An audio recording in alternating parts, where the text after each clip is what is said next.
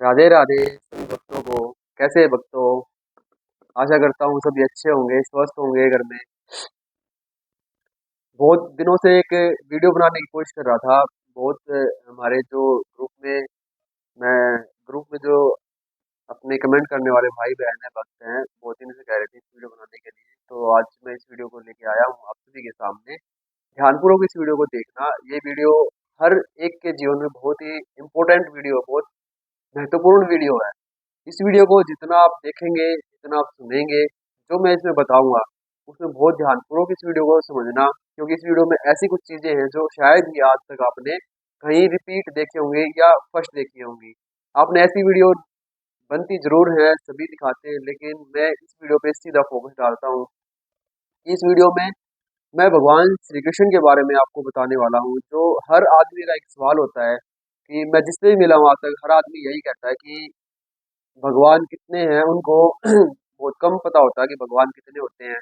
कौन आदमी किस देवी देवता की पूजा करे, कैसी पूजा करे, कैसे हम अपने घर में अपने इष्ट देव को माने। हमारे मंदिर में अनेक प्रकार की मूर्तियां रहती हैं, 8 10 12 ऐसे हर मंदिर में। अब आपको भी मूर्तियां देखने को मिल जाएंगी और आपके भी सभी घरों में ऐसा ही होगा लगभग।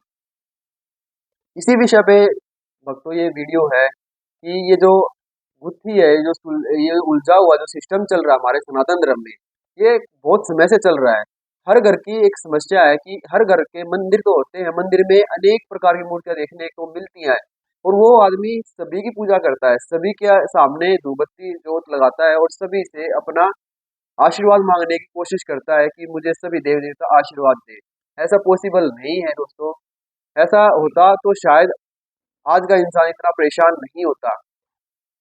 ये जो वीडियो है, ये साधारण वीडियो नहीं कहेंगे अब इसको। इसको हमारी श्रीमद् भागवत गीता में जो लिखा हुआ जो श्लोक है, ये उनके ऊपर आधारित पूरी वीडियो है।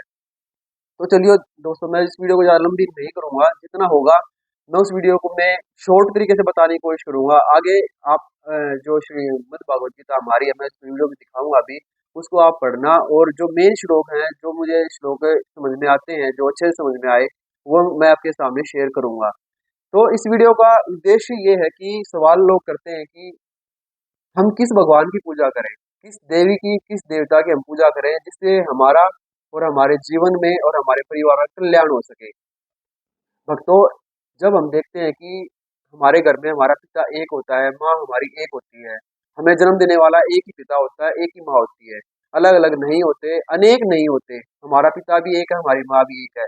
ऐसे ही हमारा हमें जो जन्म देने वाले जो असली माता पिता है, वो हमने आज तक नहीं देखे, लेकिन वो आप महसूस कर सकते हो, उसको देख नहीं सकते। देख जब पाओगे जब आपकी भक्ति की शक्ति चरम सीमा पे होगी। और चरम सीमा पे जब होगी जब आपकी जो देह है ये, वो पवित्र होगी, आपका शरीर पवित्र होगा, मन पवित्र होगा, विचार आपके पवित्र होंगे, सात्विक भोजन करेंगे, शुद्ध भोजन जो कहते हैं वो आप करोगे। और तब करोगे भक्ति करके, आप भगवान को रिझ आओगे। भगवान अगर रिझ गए, जिस इष्ट को आप भगवान मानते हो, अगर वो रिझ गए, तो बहुत जल्दी ही आपकी भक्ति की शक्ति चरम सीमा पे बढ़ेगी, और आप उनके दर्शन भी कर पाओगे।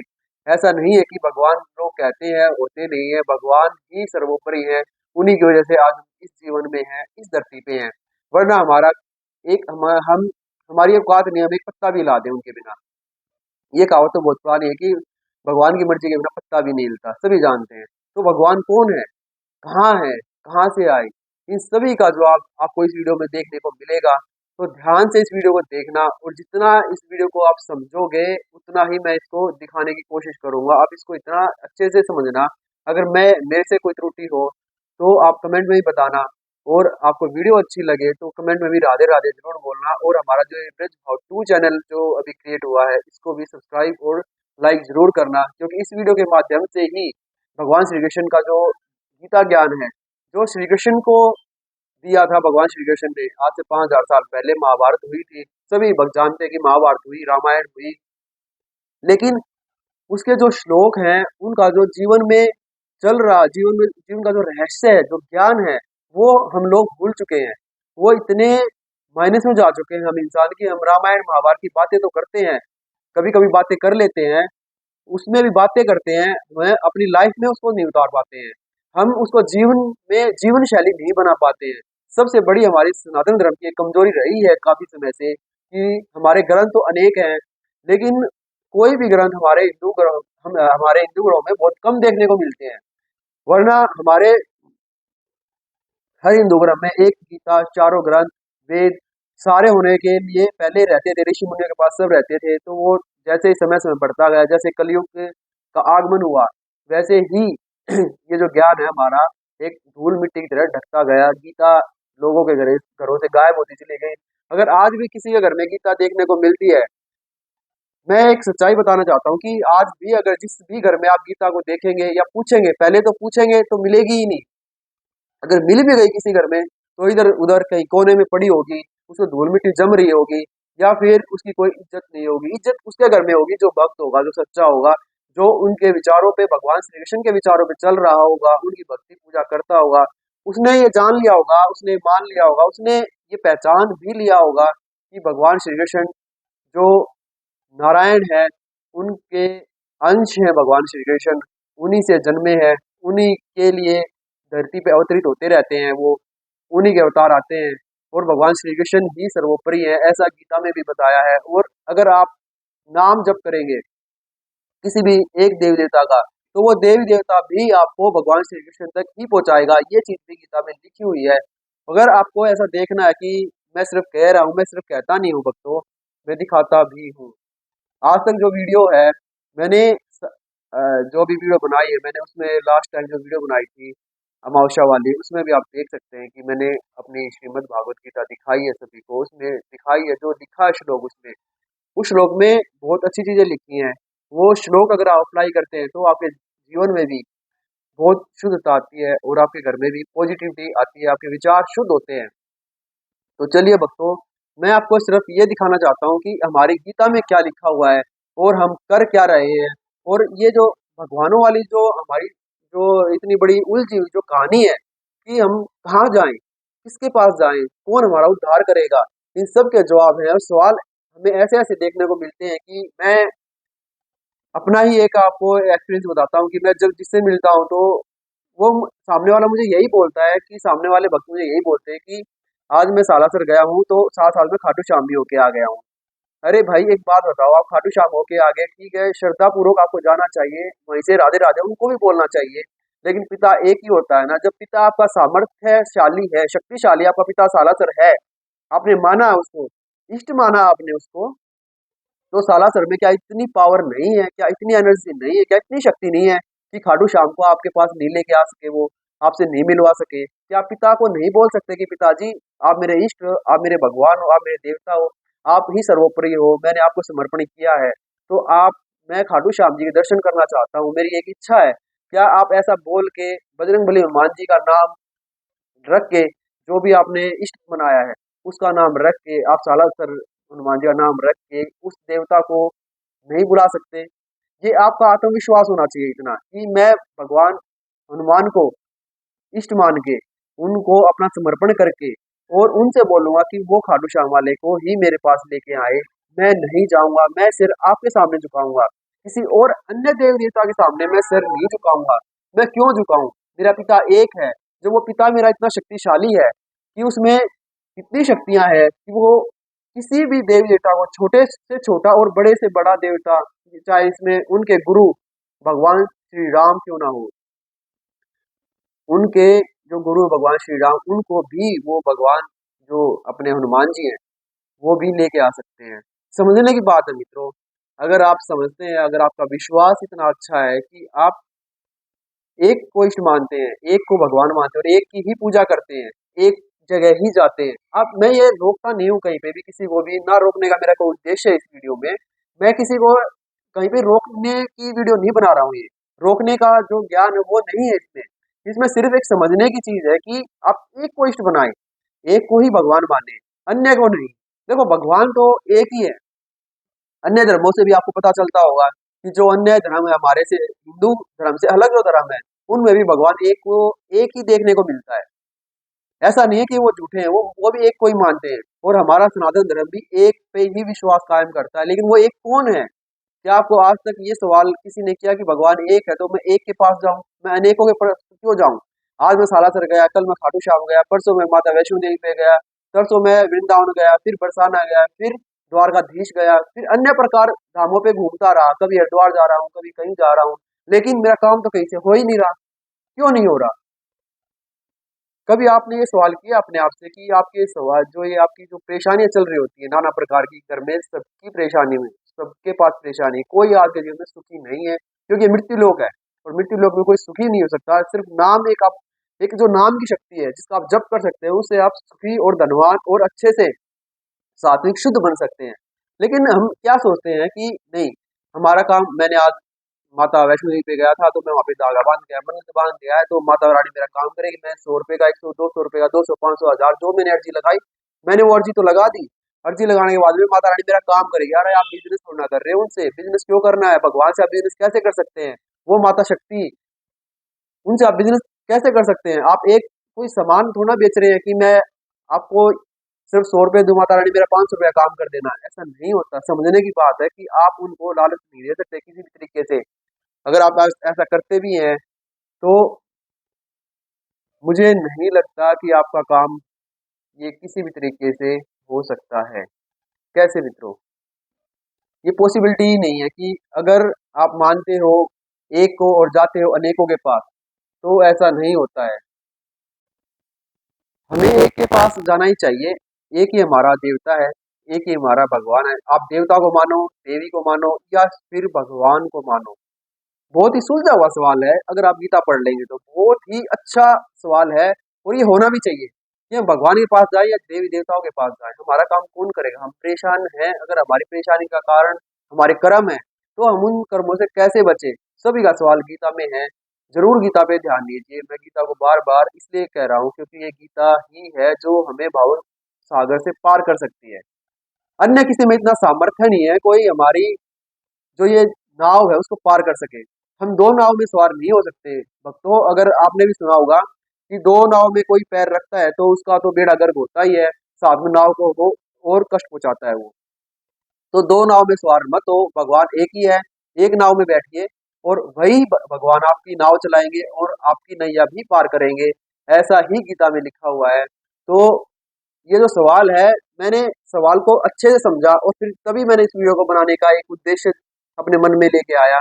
मैं आपको दिखाता हूँ अभी कि भगवान कौन है और भगवान कहाँ से आए और भगवान क्या कहते हैं, भगवान कितने हैं।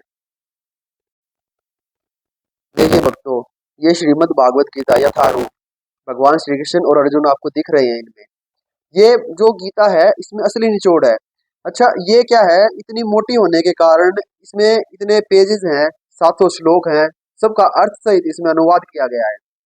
और इस गीता में स्पष्ट रूप से बताया गया है कि भगवान श्री कृष्ण कौन है, किसके अवतरित हैं, और इन्होंने अपने जीवन में अपनी जीवन शैली कैसी बनाई और भक्तों का जीवन इतना आसान किया। इसमें जो श्लोक लिखे हैं बहुत ही बड़े बड़े श्लोक, और श्लोक छोटे हैं लेकिन अर्थ उनका बहुत बड़ा बड़ा है। इसलिए हमारे धर्म में क्या है, हमारा हिंदू इसको बहुत कम इनको पढ़ता है। तो इसी चीज को मैंने ऑब्जर्व किया। मैंने इसको थोड़ा सा छोटा करने की कोशिश की कि इसको जितना छोटा कर सकूं उतना मैं छोटा करूं। और छोटा करने के बावजूद मैंने श्रीमद् भागवत गीता जो यही है, इसी का कुछ ऐसी ही एक बुक अपनी पर्सनल, जो अपने पर्सनल लेवल पे जो बनवाने की कोशिश की मैंने, वो मैंने बनवाई। और बनवाने के बाद मैं आपको दिखाता हूँ। मैंने आप सभी के सामने मैं आज रखता हूँ। वैसे मेरा उद्देश्य नहीं था कि मैं अपनी पर्सनल किताब ये सबके सामने लेके आऊँ, लेकिन जब जहाँ धर्म होता है, ज्ञान कभी छिपाया नहीं जा सकता। ज्ञान हमेशा बांटने से बढ़ता है। अगर मैं अपने पास ही अपना ज्ञान रखूंगा तो वो आगे सबका कल्याण नहीं कर सकता। और मेरे पास जो ज्ञान है वो मेरा अपना नहीं है, वो भगवान श्री कृष्ण का है। भगवान श्री कृष्ण ही सर्वव्यापी है, उनका ज्ञान सब में बांटना चाहिए। इसलिए मैं आपको अपनी एक बुक दिखाना चाहता हूँ जो मैंने इनका ही सारांश, इनके ही श्लोक लेके, जो इनका निचोड़ है वो अपनी बुक में ही मैंने प्रिंट करवाया है। और प्रिंट करने के बाद मैंने इसका जो निचोड़ है अपनी श्रीमद् भागवत गीता में रखा है। देखिए मैं आपको दिखाता हूँ इसमें क्या क्या लिखा। मैं उन श्लोक जो मेन श्लोक है मैं उनका अनुवाद भी करूंगा। आप समझ सकते हैं कि इसी गीता में से ही श्लोक और अध्याय उठाकर मैंने प्रिंट करवाए हैं। मैं अभी आपके सामने चलता हूँ लेके।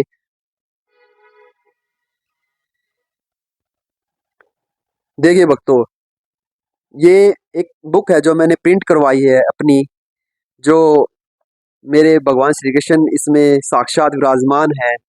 और बहुत ही अच्छी प्रिंट है, ये एक लेमिनेशन वाली बुक है जो आप देख रहे हैं। ओम नमो भगवते वासुदेवाय नमः, ये अपने भगवान श्री कृष्ण का महामंत्र है। और ये बुक देखने में ऐसी है, दिखा सकता हूँ आपको, है ना। और मैं इसमें लेके चलता हूँ मेन जो श्लोक हैं, कुछ जो भगवान श्री कृष्ण ने अर्जुन को बोले थे, मैं आपको अभी ले चलता हूँ। ध्यान पूर्वक इस वीडियो को और ध्यान पूर्वक इन श्लोकों का ध्यान देना। और यही श्लोक अपनी, देखिए भक्तों, अध्याय 4 गीता श्लोक 6, सबसे पहला वो बहुत ही अच्छा श्लोक है, ध्यान दीजिए। भगवान श्री कृष्ण क्या कहते हैं? मैं अजन्मा अविनाशी और सभी प्राणियों का ईश्वर होते हुए भी अपनी प्रकृति को अधीन करके अपनी योग माया से प्रकट करता हूँ। यानी कि भगवान श्री कृष्ण इसमें साक्षात बोला हुआ कि मैं अजन्मा, मेरा कोई जन्म नहीं, मैं अविनाशी और सभी प्राणियों का ईश्वर होते हुए भी मैं सभी प्राणियों का ईश्वर हूँ, को उसको भी अधीन करके अपनी योग माया से मैं प्रकट होता हूँ। ऐसा भगवान श्री कृष्ण बोलते हैं इस श्लोक में। श्लोक नंबर 6 अध्याय 4, अध्याय 7 गीता श्लोक 6। हे अर्जुन, तू ऐसा समझ कि संपूर्ण भूत इन दिनों प्रकृतियों से ही उत्पन्न होने वाले हैं और मैं संपूर्ण जगत का प्रभाव प्रभव तथा प्रलय हूँ, अर्थात संपूर्ण जगत का मूल कारण मैं हूँ। हर चीज का कारण भगवान श्री कृष्ण है, ऐसा भगवान श्री कृष्ण अर्जुन से कहते हैं।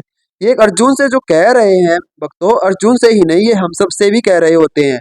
बस ध्यान ये देने वाली बात है कि हमें जो गीता भगवान ने दी है, हम उसका अपने जीवन में, जो इसके जो श्लोक हैं वो अपने जीवन में उतारें। अब आगे का जो श्लोक है, अध्याय 7 गीता श्लोक 6। हे धनंजय, मुझसे बिन दूसरा कोई भी परम कारण नहीं है। यह संपूर्ण जगत सूत्र के मणियों के सदृश मुझ में गुंथा हुआ है। श्लोक नंबर 7, गीता श्लोक नंबर 8 अध्याय 7। हे अर्जुन, मैं जल में रस हूँ। भगवान श्री कृष्ण बताते हैं मैं कौन हूँ। भगवान श्री कृष्ण ही अपनी परिभाषा यहाँ पे दे रहे होते हैं। आज तक किसी भी देवी देवता ने ऐसा जो महाभारत में जो दिखाया गया है, जो महाभारत लिखी गई है और जो गीता में लिखा गया है, किसी देवी देवता आज तक नहीं कर पाए जो भगवान श्री कृष्ण ने अवतरित होके अपने ये श्लोक कहे हैं। इन श्लोकों पे बहुत अच्छे से ध्यान देना है। गीता श्लोक 8 अध्याय 7 पे आप नजर डालिए एक बार। वो बताते हैं कि मैं कौन हूँ। हे अर्जुन, मैं जल में रस हूँ, चंद्रमा और सूर्य में प्रकाश हूँ, संपूर्ण वेदों में ओंकार हूँ, आकाश में शब्द और पुरुषों में पुरुष तत्व हूँ। अध्याय 7 गीता श्लोक नंबर 9। पृथ्वी में मैं पवित्र गंध हूँ, जो पृथ्वी की गंध होती है, जो खुशबू होती है, वो भगवान श्री कृष्ण। और अग्नि में मैं तेज हूँ, संपूर्ण भूतों में मैं जीवन हूँ और तपस्वियों में, जो तपस्या करते हैं, तपस्वियों में तप हूँ। गीता श्लोक 10 अध्याय 7। हे पार्थ, संपूर्ण भूतों का सनातन बीज कारण मुझे ही जानो। मैं बुद्धिमानों की बुद्धि और तेजस्वियों का तेज हूँ। गीता श्लोक 11 अध्याय 7। हे भरत श्रेष्ठ, मैं बलवानों का आसक्ति और कामनाओं से रहित बल अर्थात सामर्थ्य हूँ और सब भूतों के धर्म के अनुकूल अर्थात शास्त्र के अनुकूल काम हूँ। गीता श्लोक 7 श्लोक 12। जो सात्विक शुद्ध राजसिक क्रियाशील और तामसिक जड़ भाव है, उन सब को तुम मेरे से उत्पन्न हुए जानो, तथापि मैं उनमें नहीं हूँ, वे मुझ में है। आप बहुत ध्यानपूर्वक इस श्लोकों का अध्ययन कीजिए भक्तों। बहुत अच्छे अच्छे श्लोक है, बहुत समझने वाले श्लोक हैं ये। इन एक एक श्लोकों को आपको बहुत अच्छे से समझना है। अब चलिए अगले श्लोक पे चलता हूँ। अध्याय 7 गीता श्लोक 15। माया द्वारा जिनका ज्ञान हरा जा चुका है, भगवान श्री कृष्ण कहते हैं माया द्वारा, ये जो माया हमारी चल रही होती है, इस समय भी माया चल रही है। माया क्या खेल करती है वो हम सब जानते हैं। फिर भगवान कहते हैं माया द्वारा जिनका ज्ञान हरा जा चुका है, ऐसे आसुर स्वभाव को धारण किए हुए मनुष्यों में नीच दूषित कर्म करने वाले मूढ़ लोग मुझको नहीं बसते। यानी कि जिनकी आस्था भगवान श्री कृष्ण में नहीं है, या वो किसी भी देवी देवता को नहीं मानते, या भक्ति नहीं करते, पूजा पाठ नहीं करते, भगवान को याद नहीं करते, वो लोग मुझको नहीं बसते। अध्याय 7 गीता श्लोक 15। हे भरतवंशों में श्रेष्ठ अर्जुन, उत्तम कर्म करने वाले, सुकीर्तन, आर्त, जिज्ञासु, अर्थार्थी और ज्ञानी, ऐसे चार प्रकार के लोग मुझे बसते हैं। वो कौन है बताते हैं भगवान श्री कृष्ण इसमें। गीता श्लोक 17 अध्याय 7। उनमें नित्य मुझ में एक ही भाव में स्थित, अन्य प्रेम भक्ति वाला ज्ञानी भक्त अति उत्तम है, क्योंकि मुझको तत्व से जानने वाले ज्ञानी को मैं अत्यंत प्रिय हूँ और वह ज्ञानी मुझे अत्यंत प्रिय है। गीता श्लोक 19 अध्याय 7। बहुत जन्मों के अंत के जन्म में तत्व ज्ञान को प्राप्त पुरुष सब कुछ वासुदेव ही है। इस प्रकार मुझको बसता है वह महात्मा अत्यंत दुर्लभ है। बहुत ही अच्छा श्लोक आया है। अध्याय 7 गीता श्लोक 21। बहुत ध्यान देना भक्तों इस पे। भगवान श्री कृष्ण क्या कहते हैं, जो भक्त जिस जिस देवता का श्रद्धा पूर्वक भजन पूजन करना चाहता है, उस देवता के प्रति मैं उसकी श्रद्धा को दृढ़ कर देता हूँ। यानी कि आप जिस देवी देवता में अपनी श्रद्धा रखते हैं, करना चाहते हैं, उनका पूजन करना चाहते हैं, तो मैं भगवान श्री कृष्ण ही उस देवता के प्रति उसकी श्रद्धा को मैं ही दृढ़ करता हूँ। मैं ही उसके लिए उसकी जो प्रेम की भावना होती है, मैं ही उसके लिए बढ़ाता हूँ, मैं ही उसका कारण हूँ। और आगे जो श्लोक लिखा है अध्याय 7 गीता श्लोक 22। वह पुरुष उस श्रद्धा से युक्त होकर उस देवता का पूजन करता है और उस देवता से मेरे द्वारा ही विधान किए हुए उन इच्छित भोगों को निस्संदेह प्राप्त करता है। यानी कि भगवान श्री कृष्ण कहते हैं कि जो जिस देवी देवता की पूजा करता है, उसमें जो श्रद्धा रखता है, उस देवता से मेरे द्वारा ही विधान, उस देवता को जो मैंने विधान दिए हुए हैं, उन इच्छित भोगों को निस्संदेह वह प्राप्त करता है। ये श्लोक जो अभी आप देख रहे हैं अध्याय 9 गीता श्लोक 16। भगवान श्री कृष्ण कहते हैं मैं कौन हूँ। ये मैंने जो बीच बीच में मैं कट करके दिखा रहा हूँ भक्तों, ये इसका कारण एक ही है कि आप जो मैंने जो गीता दिखाई थी, ये वाली श्रीमद् भागवत गीता, इन्हीं का पूरा निचोड़ है। इसी में से लिए हुए ये कुछ श्लोक हैं जो शॉर्ट में है, शॉर्ट फॉर्म में है, जो आप लोगों को समझाने के लिए मैंने प्रिंट करवाया है और जिससे आपको बहुत अच्छे से समझ में आएंगे। फिर आप इस पूरी किताब को, पूरी गीता को आप पढ़ सकते हैं। देखिए भगवान श्री कृष्ण क्या कहते हैं अध्याय 9 गीता श्लोक 16 में। क्रतु मैं हूँ, यज्ञ मैं हूँ, सौदा मैं हूँ, औषधि मैं हूँ, मंत्र मैं हूँ, घृत मैं हूँ, अग्नि मैं हूँ और हवन रूप क्रिया भी मैं ही हूँ। गीता श्लोक 17 अध्याय 9। मैं ही जगत का माता पिता, धाता, धारण करने वाला और पितामह हूँ। मतलब मैं ही जगत का माता पिता हूँ, मैं ही हूँ। मैं वैद्य, जानने वाले योग्य वस्तु हूँ। पवित्र ओंकार, यजुर्वेद, सामवेद और यजुर्वेद भी मैं ही हूँ। बहुत ध्यान दीजिए भक्तों, बहुत ध्यान देने वाली चीजें होती हैं ये जो आज आपके सामने श्लोक निकल के आए हैं। और इस इसका जो आगे का श्लोक है अध्याय 9 गीता श्लोक 18। प्राप्त होने योग्य परम धाम, भरण पोषण करने वाला, सबका स्वामी, शुभाशुभ को देखने वाला, सबका वास स्थान, शरण लेने योग्य, प्रत्युपकार न चाहकर हित करने वाला, सबकी उत्पत्ति प्रलय का हेतु, स्थिति का आधार, निदान और अविनाशी कारण भी मैं ही हूँ। मतलब भगवान जिसकी उत्पत्ति करते हैं उसका जो उसका संहार करते हैं, उसकी उत्पत्ति का कारण भी मैं ही हूँ और उसका सर्वनाश का कारण भी मैं ही हूँ। यही भगवान श्री कृष्ण ने गीता श्लोक 18 और अध्याय 9 में कहा है। चलिए मैं आगे लेके चलता हूँ।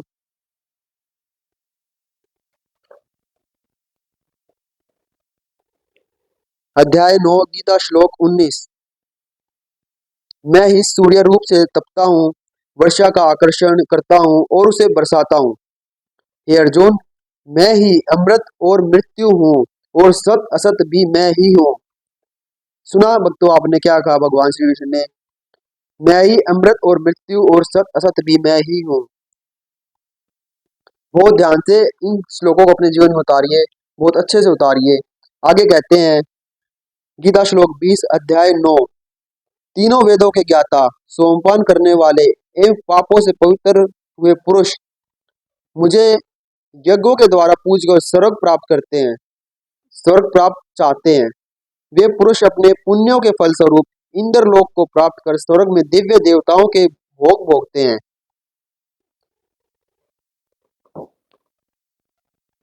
गीता श्लोक 21 अध्याय 9। वे उस विशाल स्वर्गलोक को भोगकर पुण्य क्षीण होने पर मृत्यु लोक को प्राप्त होते हैं। इस प्रकार तीनों वेदों में कहे गए कर्म के शरण हुए और भोगों की कामना वाले पुरुष आवागमन गतागत को प्राप्त होते हैं। गीता श्लोक 22 अध्याय 9। अनन्य भाव से मेरा चिंतन करते हुए जो भक्तजन मेरी ही उपासना करते हैं, उन नित्य युक्त पुरुषों का योगक्षेम मैं वहन करता हूँ। अध्याय 9 गीता श्लोक 25। देवताओं को पूजने वाले देवताओं को प्राप्त होते हैं, पितरों को पूजने वाले पितरों को प्राप्त होते हैं, भूतों को पूजने वाले भूतों को प्राप्त होते हैं, और मेरा पूजन करने वाले भक्त मुझको ही प्राप्त होते हैं। इसलिए मेरे भक्तों का कभी पुनर्जन्म नहीं होता। यही वो श्लोक है भक्तों, जो मैंने अपनी दूसरी वीडियो में एक पितरों की पूजा करने वाला जो अध्याय रखा था, वो इसी श्लोक के ऊपर कहा था कि आप अन्य देवी देवता की पूजा ना करके, अन्य पुत्रों की पूजा ना करके, अन्य किसी भी देवी देवता की पूजा ना करके भगवान श्री कृष्ण की पूजा करें, जिसमें भगवान श्री कृष्ण ने खुद लिखा है कि मेरे भक्तों का पुनर्जन्म नहीं होता। यानी कि आप 84 लाख योनियों से बच सकते हो अगर आप मेरे भक्त बनते हो, अगर आप मेरी पूजा करते हैं। ऐसा भगवान श्री कृष्ण ने बोला है, लिखा है, और आपके सबके सामने मैं ये दिखा भी रहा हूँ। आगे चलिए, जो इस श्लोक में कहते हैं भगवान, गीता श्लोक 26 अध्याय 9। जो कोई भी भक्त मेरे लिए पत्थर पुष्प फल जल आदि भक्ति से अर्पण करता है, उस शुद्ध मन के भक्त का वह भक्ति पूर्वक अर्पण किया हुआ पत्र पुष्प आदि में भोगता हूँ, अर्थात स्वीकार करता हूँ। ये जो श्लोक है भक्तों, बहुत ही इंपॉर्टेंट है, आपकी लाइफ में बहुत ही जल्दी काम करेगा। और इस श्लोक की मैं सबसे ही निवेदन करता हूँ कि इन श्लोकों को अपने कंठस्थ कीजिए, याद कीजिए, इन श्लोकों को जितना हो सके उतना याद कीजिए, और इनको बार बार सुनते भी रहिए। चाहे इससे ना सुने, कहीं से भी सुने, किसी भी माध्यम से सुने, लेकिन इनको सुनते रहोगे तो आप पवित्र ऑटोमेटिकली हो जाओगे। चलिए मैं बढ़ता हूँ। अध्याय 10 बहुत ही इंपॉर्टेंट है, बहुत ही अच्छा श्लोक है, जो बहुत आसानी से समझ में आता है। अब जो श्लोक आ रहे हैं आपके सामने, अध्याय 10 गीता श्लोक 6। 7 महर्षि और उनसे भी पूर्व में होने वाले 4 सनकादिक तथा 14 मुनि मनु, यह सब के सब मेरे मन से पैदा हुए हैं। भगवान श्री कृष्ण अर्जुन से कहते हैं कि 7 महर्षि और उनसे भी पूर्व, उनसे भी पहले में होने वाले 4 सनकादिक तथा 14 मनु, यह सब के सब मेरे मन से पैदा हुए हैं और मेरे में भाव श्रद्धा भक्ति रखने वाले हैं, जिनकी संसार में यह संपूर्ण प्रजा है। आप इनको बहुत गहराई से समझिए, और इनका अच्छे से पूरा जो वार्तालाप है वो हमारी बड़ी जो मैंने आपको मद् भागवत गीता दिखाई थी उसमें लिखा हुआ है, बहुत अच्छे से आप इसको समझ सकते हैं वहां से भी। गीता श्लोक 8 अध्याय 10। मैं वासुदेव, मैं भगवान श्री कृष्ण ही संपूर्ण जगत की उत्पत्ति का कारण हूँ, इसमें लिखा हुआ है। आप यहाँ से जानिए कि जो मैंने सवाल किया था, जो मैं आपके सामने सवाल रखा था कि भगवान श्री कृष्ण कौन है, कहाँ से आए और उनकी उत्पत्ति कैसी हुई और वो क्या करते हैं, उसका जवाब ये है कि मैं वासुदेव ही संपूर्ण जगत की उत्पत्ति का कारण हूँ, और मुझे इस सब जगत चेष्टा करता है। इस प्रकार समझकर श्रद्धा और भक्ति से युक्त बुद्धिमान भक्तजन मुझ परमेश्वर को ही निरंतर भजते हैं। अध्याय 10 गीता श्लोक 20। हे अर्जुन, मैं सब भूतों के हृदय में स्थित सबकी आत्मा तथा संपूर्ण भूतों का आदि मध्य और अंत भी मैं ही हूँ। समझिए भक्तों कि भगवान श्री कृष्ण क्या क्या, इसमें हर चीज का आंसर आपको मिलेगा, हर चीज का उत्तर आपसे जुड़े हुए, आपकी लाइफ से जुड़े हुए हर चीज का आंसर इसमें है। बहुत अच्छे से इन सब चीजों को समझिए। आगे क्या कहते हैं भगवान श्री कृष्ण, अध्याय 10 गीता श्लोक 21। मैं अदिति के 12 पुत्रों में विष्णु और ज्योतियों में किरणों वाला सूर्य हूँ, तथा मैं 49 वायु देवताओं का तेज और जितने हमारे 9 नक्षत्र हैं, उन 9 नक्षत्रों का अधिपति चंद्रमा हूँ। अध्याय 10 गीता श्लोक 22। मैं वेदों में सामवेद हूँ, देवों में इंद्र हूँ, इंद्रियों में मन हूँ, और भूत प्राणियों की चेतना अर्थात जीवन शक्ति मैं ही हूँ। गीता श्लोक 23। इसमें देखिए भक्तों की हर आदमी महादेव को मानते हैं, कोई महादेव को बहुत मानते हैं और अन्य देव देवताओं को बहुत मानते हैं। इसमें भगवान श्री कृष्ण क्या कहते हैं, जो महादेव को मानने वाले भक्त हैं बहुत ध्यान से सुनिए, इसमें भी देखिए इनको। मैं एकादश रुद्रों में शंकर हूँ, भगवान श्री कृष्ण कहते हैं कि मैं 11 रुद्रों में, जो 11 रुद्रों में शंकर है, उनके यक्ष तथा राक्षसों में धन का स्वामी कुबेर हूँ, और 8 वसुओं में अग्नि हूँ, और शिखर वाले पर्वतों में मैं मेरु पर्वत हूँ। इसमें लिखा है अध्याय 10 गीता श्लोक 23। आगे लेके चलता हूँ मैं आपको। देखिए भक्तों, श्लोक नंबर 26 अध्याय 10, जिसका मैंने जिक्र किया था। मैं सब वृक्षों में पीपल का वृक्ष हूँ। एक भगवान नारायण ही पीपल का वृक्ष जो साक्षात है, उन्होंने इसमें लिखा है कि मैं सब वृक्षों में, जो जितने भी वृक्ष हैं, में पीपल का वृक्ष मैं ही हूँ। देवऋषियों में नारद मुनि, गंधर्वों में चित्ररथ, और सिद्धों में कपिल मुनि हूँ। अध्याय 10 गीता श्लोक 25, मैं महर्षियों में भृगु, और शब्दों में एक अक्षर अर्थात ओमकार, जिसमें ओम का मंत्र जो जाप आप करते हो हमेशा, ओम हमेशा लगता है भगवान के नाम के आगे, तो ओमकार जो ओम बनता है वो ओम मैं ही हूँ। मुझे ही बसते हैं सब, लेकिन उनको सबको पता नहीं होता, इसलिए वो अपने इष्ट को अलग अलग बनाते हैं। इसलिए उसमें जो ओमकार लगता है वो ओमकार भी मैं ही हूँ। सब प्रकार के यज्ञों में जप यज्ञ, जो जप आप करते हैं, जितने भी यज्ञ होते हैं, जितनी तपस्या होती है, उसमें जो जप जप होते हैं, उस वो भी मैं ही हूँ। और स्थिर रहने वाले हिमालय पहाड़ हूँ, जो एक हिमालय पहाड़ बहुत बड़ा पहाड़ है, जिसका हम सब जानते हैं कि हिमा स्थिर रहने वालों में हिमालय पहाड़ मैं ही हूँ। एक श्लोक पीछे रह गया था भक्तों, ये मैं दिखा रहा हूँ आपको। अध्याय 10 गीता श्लोक 24, हे अर्जुन, पुरोहितों के मुखिया में तुम मुझे बृहस्पति जानो। मैं सेनापतियों में स्कंद, और जलाशयों में समुद्र मैं ही हूँ, मतलब समुद्र भी मैं ही हूँ। आप इसको बहुत अच्छे से श्रवण कर रहे हैं। और आगे आगे चलता हूँ मैं। अध्याय 10 गीता श्लोक 27, हे अर्जुन, तुम मुझे घोड़ों में अमृत के साथ उत्पन्न होने वाले उच्च श्रवा नामक घोड़ा, श्रेष्ठ हाथियों में ऐरावत नामक हाथी, और मनुष्यों में मैं राजा जानो। अध्याय 10 गीता श्लोक 28, मैं शस्त्रों में वज्र, और गायों में कामधेनु हूँ। शास्त्रोक्त रीति से संतान की उत्पत्ति हेतु कामदेव हूँ, और सर्पों में सर्पराज वासुकी हूँ। भक्तों, अध्याय और गीता श्लोक बहुत ध्यान से अपने में कंठस्थ करना, याद रखना इन चीजों को। अध्याय 10 गीता श्लोक 29, मैं नागों में शेषनाग, और जलचरों का अधिपति वरुण देवता हूँ। पितरों में अर्यमा नामक पितर, तथा शासन करने वालों में यमराज हूँ। मतलब जो पितरों की पूजा करते हैं, जो शेषनागों की पूजा करे, या जिस भी देवी देवता की पूजा करे, उन सब की पूजा भगवान श्री कृष्ण ही ग्रहण करते हैं। वो सारी पूजा वहीं पर जाती है। यानी कि आप पितर की पूजा करो या किसी देवता की पूजा करें, जिस भी की पूजा करें, वो एंड में भगवान श्री कृष्ण के पास ही जानी है। इसलिए आप सीधा रास्ता चुनिए, कि भगवान श्री कृष्ण जो कह रहे हैं कि सीधा मेरे पास आइए, किसी की सिफारिश से मत आइए। ऐसा भगवान श्री कृष्ण का इसमें कहने का भाव है।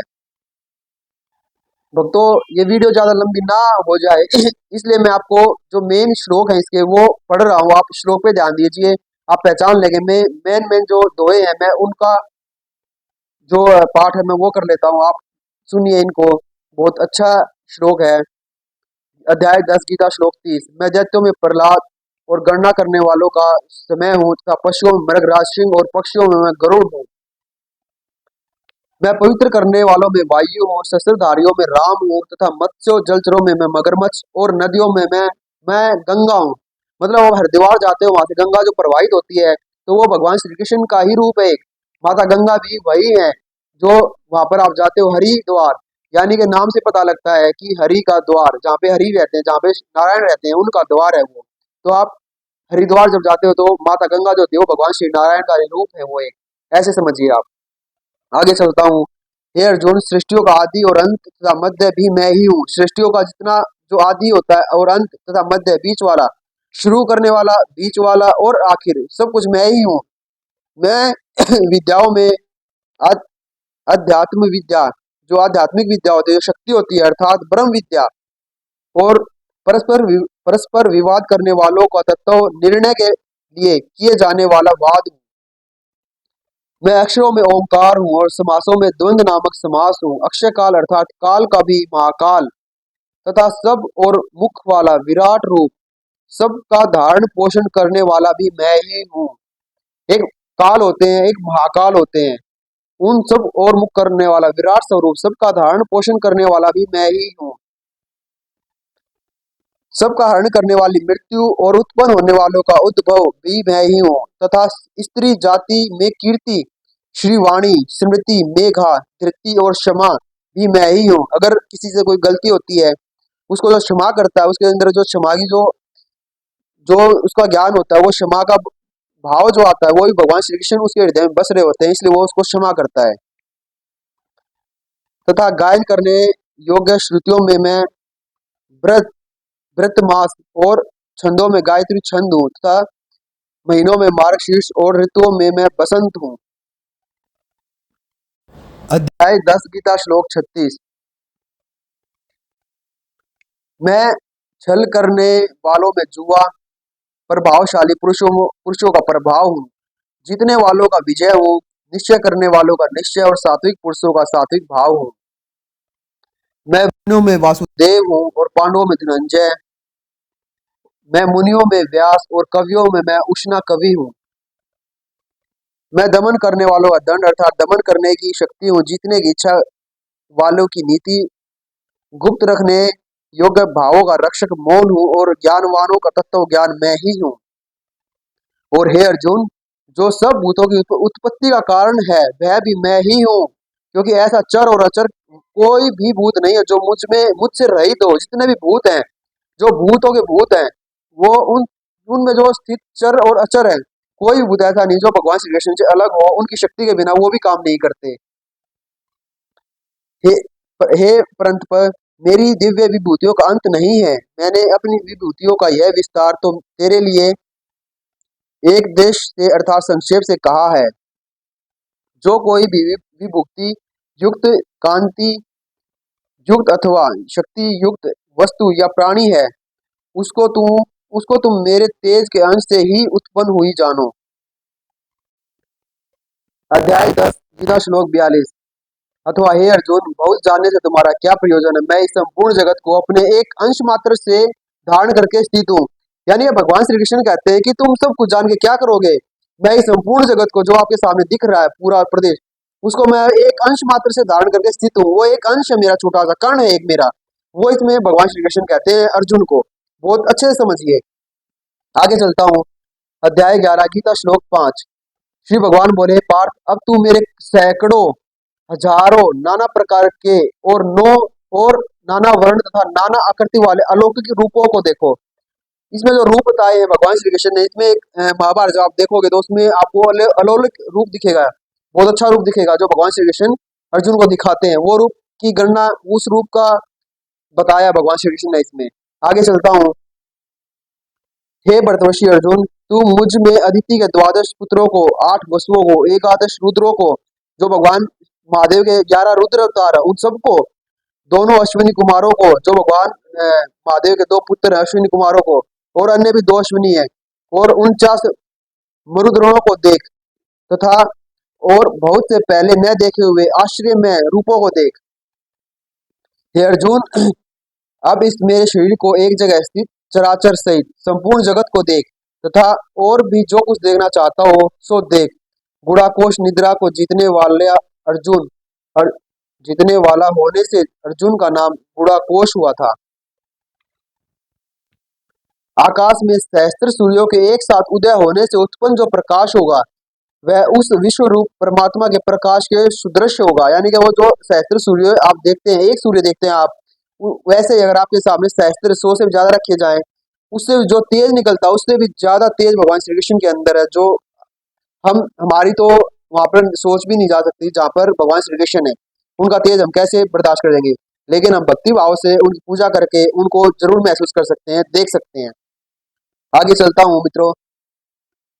अर्जुन बोले, हे देव, मैं आपके शरीर में संपूर्ण देवों को तथा अनेक भूतों के समुदायों को, कमल के आसन पर विराजित ब्रह्मा को, महादेव को और संपूर्ण ऋषियों को तथा दिव्य सर्पों को देखता हूँ। अर्जुन भी बोले, अब भगवान श्री कृष्ण ने अपना असली रूप दिखाया, विराट रूप दिखाया, तो अर्जुन बोले, हे देव, मैं आपके शरीर में संपूर्ण देवों को देखता हूँ, अनेक भूतों के समुदाय को देखता हूँ, कमल के आसन पर विराजित ब्रह्मा को ब्रह्मा को, महादेव को और संपूर्ण ऋषियों को तथा दिव्य सर्पों को देखता हूँ।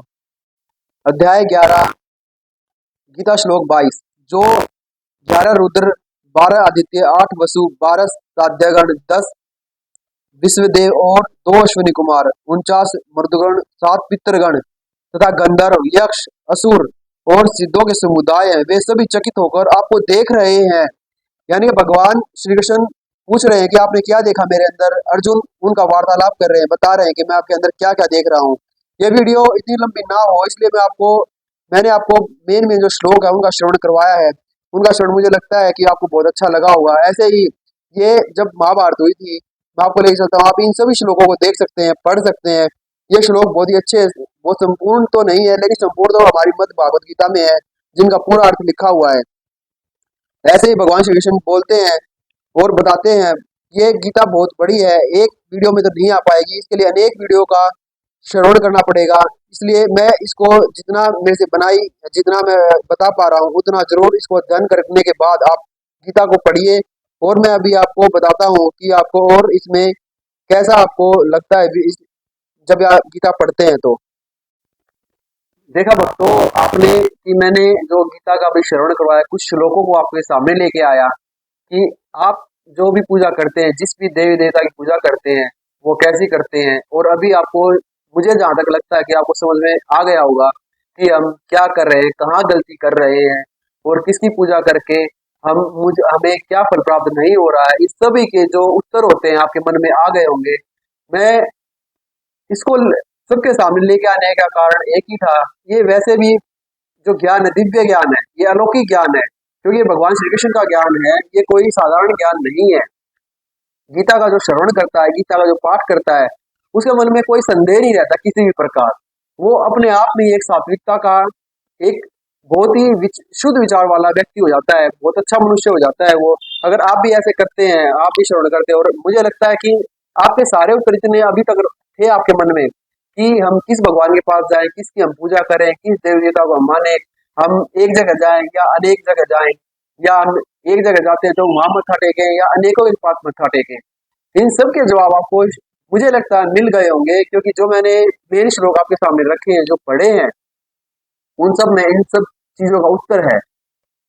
भगवान श्री कृष्ण ने कहा है कि मैं ही महादेव हूँ, मैं ही हनुमान हूँ, मैं ही 11 भगवान महादेव के 11 एकादश रुद्रों का जो महाकाल हूँ, वो भी मैं ही हूँ।